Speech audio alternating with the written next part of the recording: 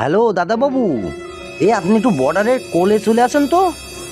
আপনার জন্য 2 বস্তা আলু, 1 বস্তা পেঁয়াজ ম্যানেজ করেছি। একটু তাড়াতাড়ি চলে আসেন।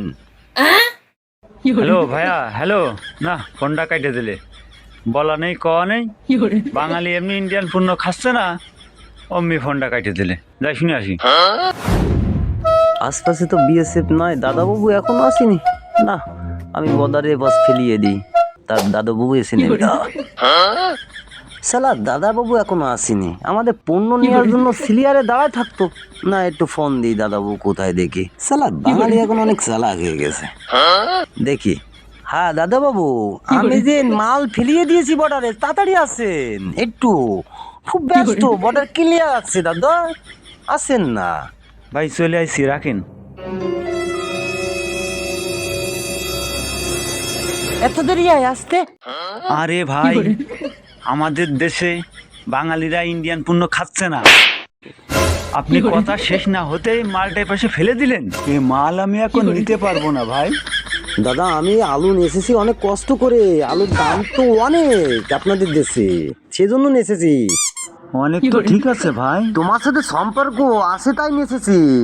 তুমি নাও ভাই, আর টাকাটা দাও আমারে। টাকা দেব বললি হলো নাকি দাদা? আমাদের দেশে চীন থেকে, পাকিস্তান থেকে আলু পেঁয়াজ যেভাবে আসছে দাদা, ইন্ডিয়ান পণ্য খাচ্ছে না দাদা।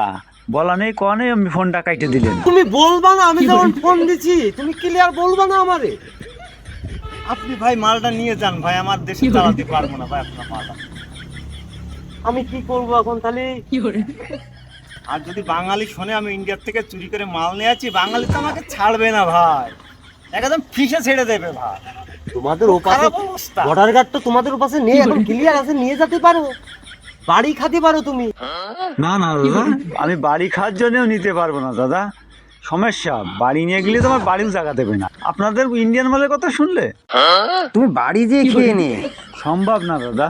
ওই দেখেন দাদা, বর্ডার গার্ড যেভাবে বন্দুক তাক করে আছে, আপনাকে আমাকে দুজনকে শুয়ে দেবে বাসটা ধরলে।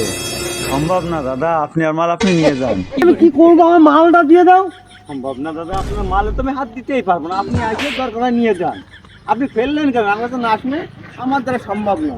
আর আমাদের দেশের বিডিআররা যেভাবে আছে, এখন আমাকে আপনাকে দুজনকে যাতা বিচার করে ফিসে দেবে দাদা। আপনি থাকেন, আমি চললাম দাদা।